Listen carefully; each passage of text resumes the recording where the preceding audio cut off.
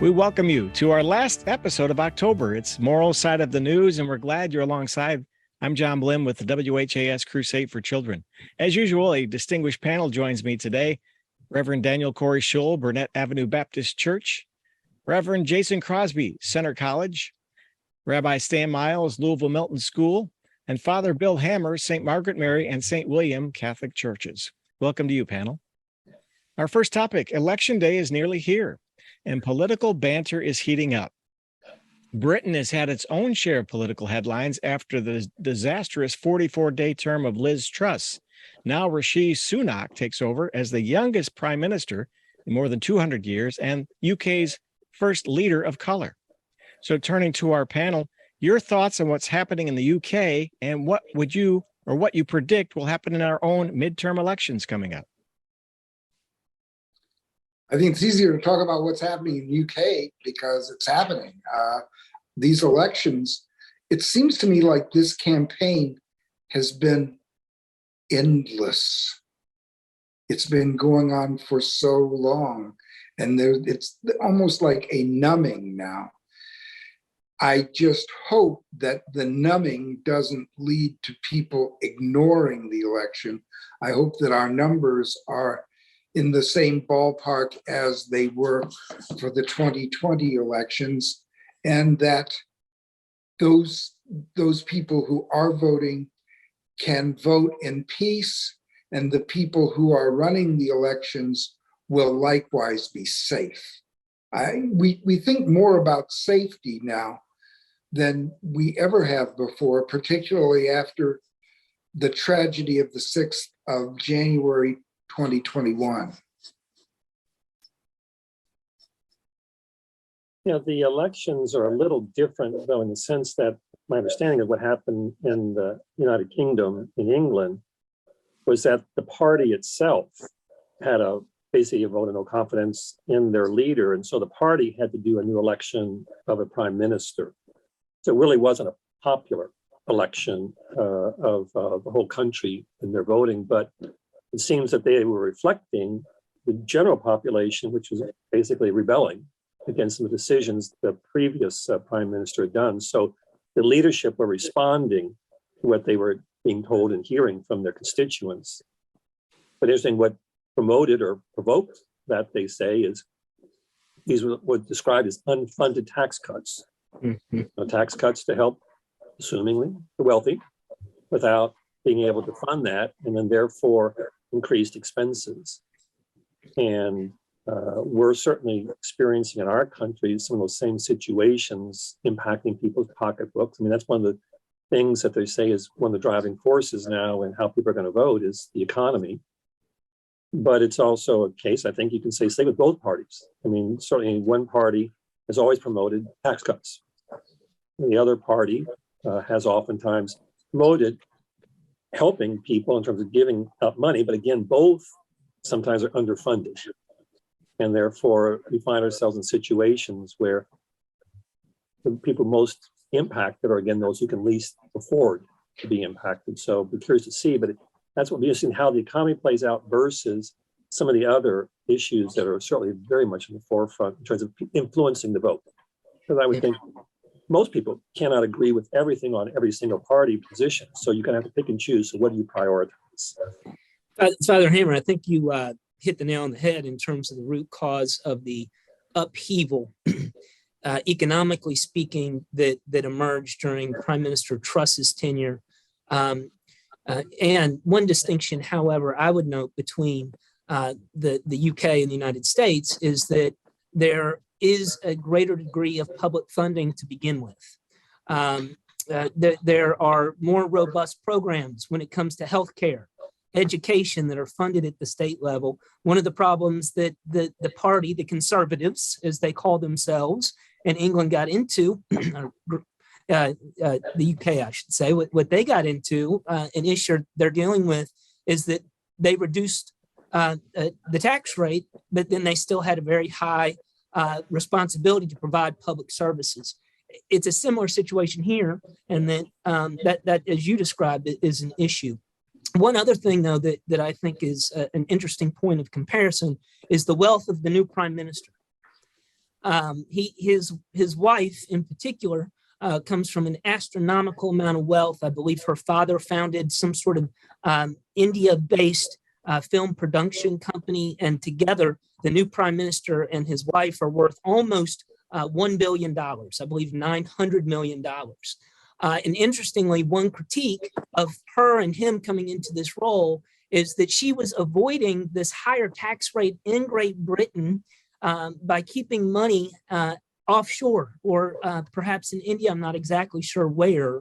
But despite all the benefits afforded to her and her family by residing there, they were evading taxes, whereas common folks aren't able to do that. That is a serious issue here in the United States as well. When money and politics get intertwined, especially when people are using politics and political systems to continue to enrich themselves. Well, I really think that the United Kingdom, they should be talking about reparations as they talk about all these matters of finances. I've not heard the subject of reparations come up since the Queen's passing. They should revisit that conversation. The Queen has only been dead like a month and a half. As it relates to politics here in the US, these are very, very scary times. Scary times.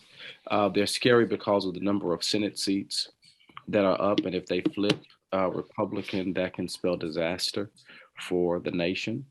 It's also a dangerous time because of the fascism that seems to be so rampant, and the hunger for there to be some type of totalitarian or authoritarian regime to take over the political leadership in the US. And that's from everything from the White House on down to local elections.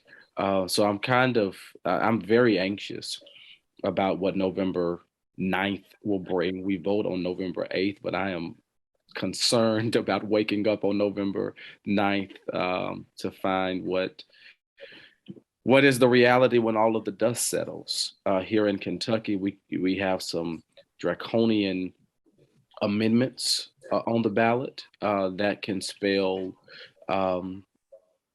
disaster for women. It can spell disaster for our Commonwealth as it relates to giving more authority to a legislature that already has a supermajority that is not really interested in governing in a way that leads toward equity and inclusion of all people, but they want to mandate evangelical principles and worldviews and demand that everybody live accordingly.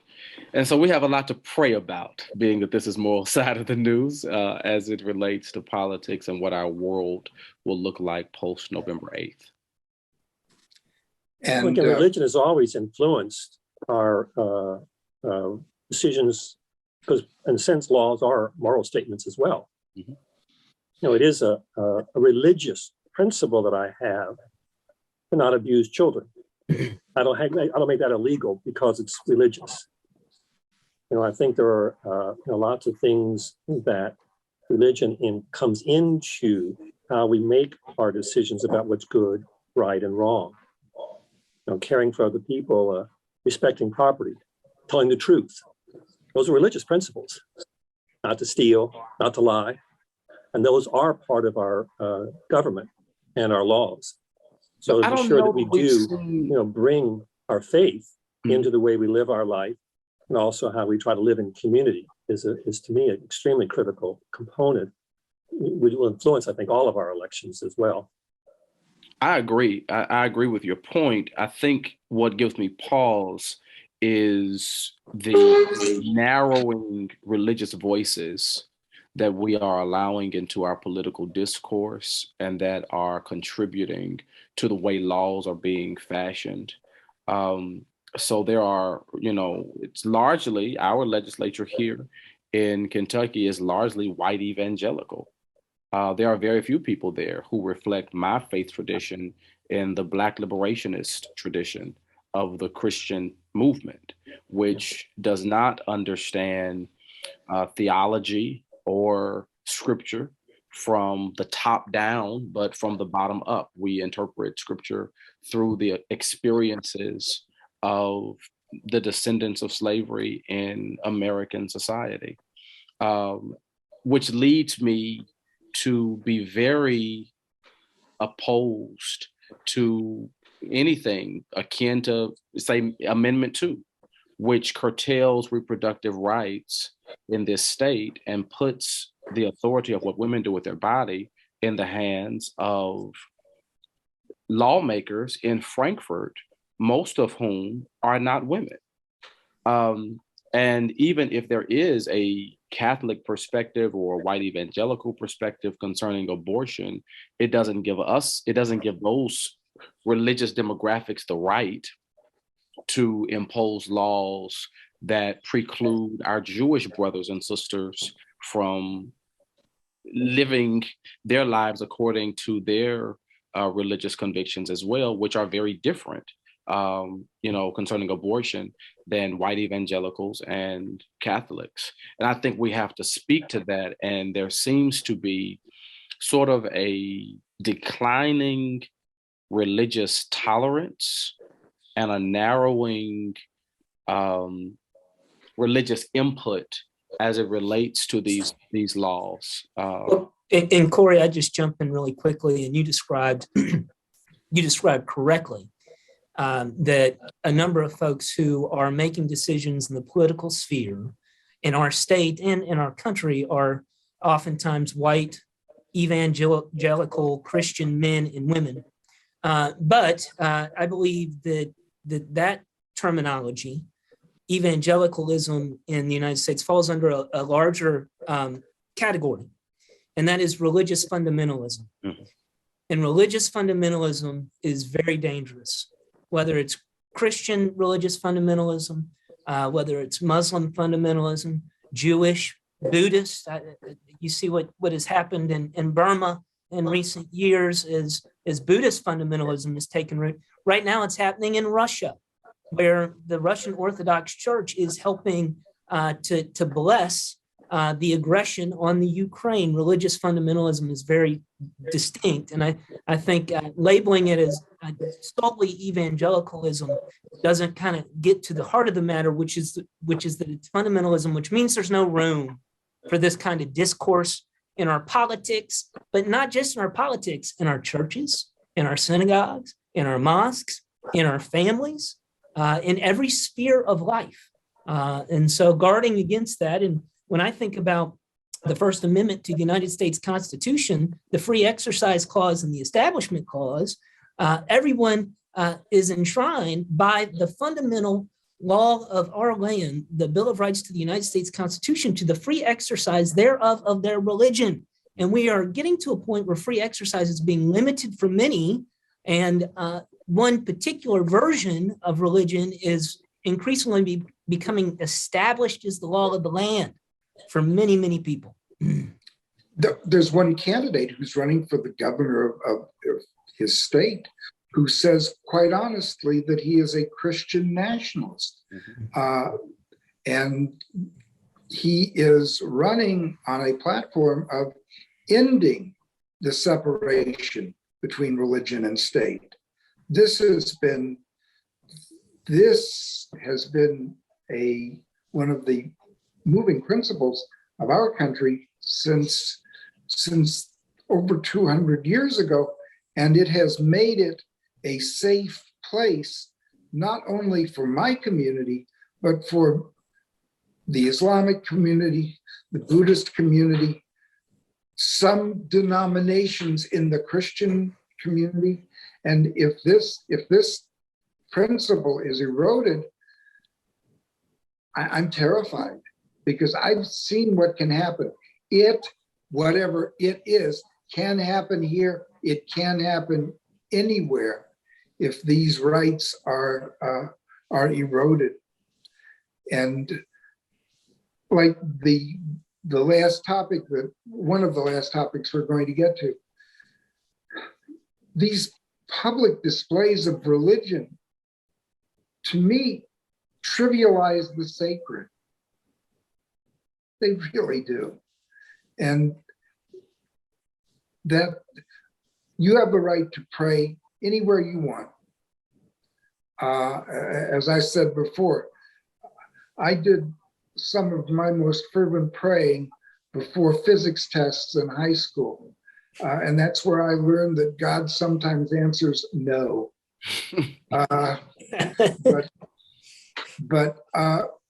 But to force these religious actions on other folks is not a practice of religion that I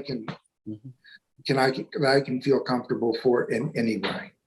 One of the things that was being described, I think, correctly, as kind of fundamentalism, but it's also another way of describing is that you only pray with or socialize with or whatever you do with like-minded people, and the sense of a much bigger tent, trying to work together. And that's happening in the political parties as well.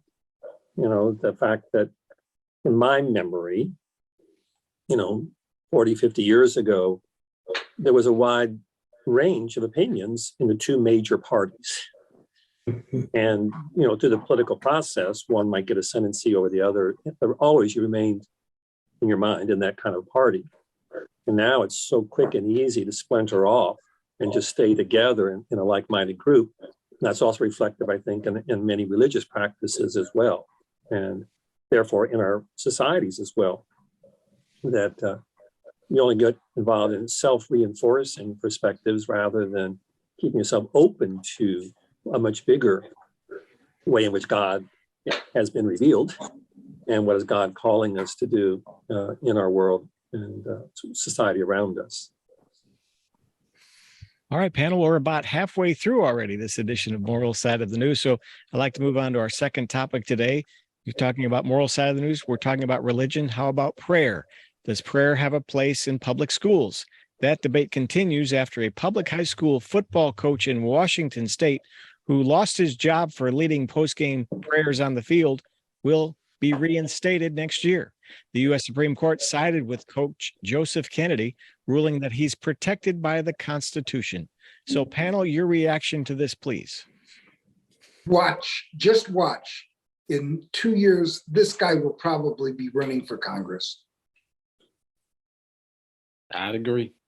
If I'm not mistaken, I read earlier this fall that he had the option to come back and begin in some capacity coaching or teaching at the school in Washington, but I believe he elected to go on a conservative speaking tour on the weekends. So I think that you are onto something there, Stan. But I think this is related to our first question. And in some respects, you might think, well, this is not a terribly significant issue relative to some of the others that we're dealing with. But I would say, au contraire, because of the fact, again, when you have a position of authority, when you're a public employee in public space that has influence and power to assert your religious persuasion over a larger body of people, even though it's voluntary. I think that's an important distinction to make. Sure, you might tell someone when it's a voluntary act to join me at midfield after a game to pray. But does that mean in the fourth quarter of the next game, when college scouts are in the seats, that I might be on the bench rather than on the field, being able to demonstrate my gifts and abilities? And so it is delicate, and we do want people to be able to freely exercise their religion.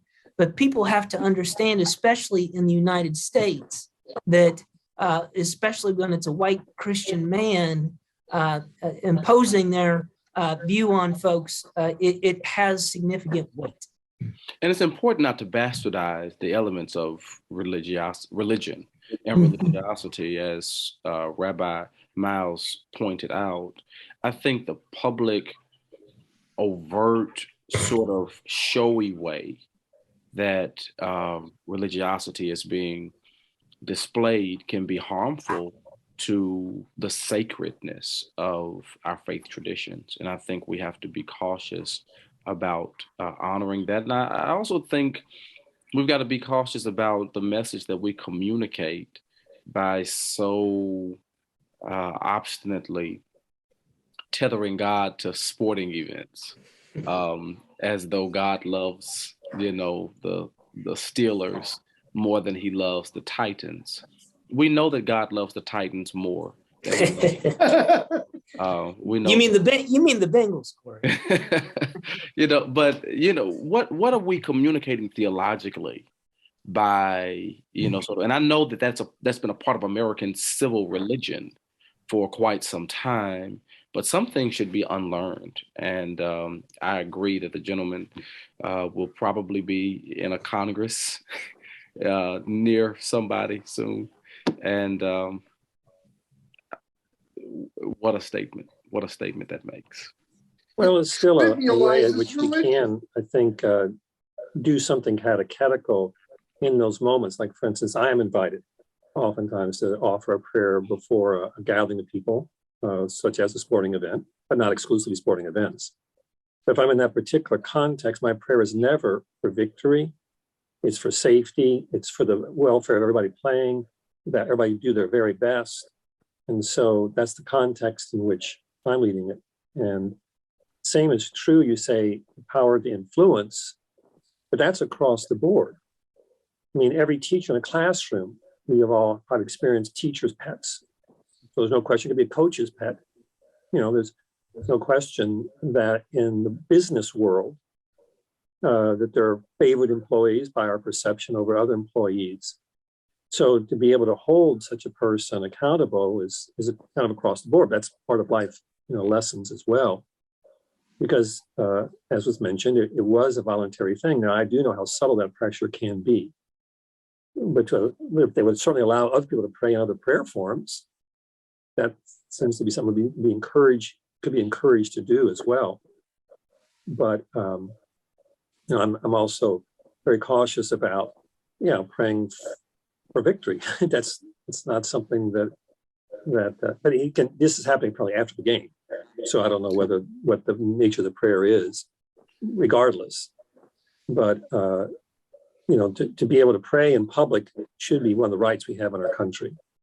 Now, again, how organized or what the context of it is, that is something that should be, again, more of a site-based, I guess, type of thing. And the leadership of that school should hold that coach accountable if he's doing something other than what's inviting and supportive. That's part of my thinking on it.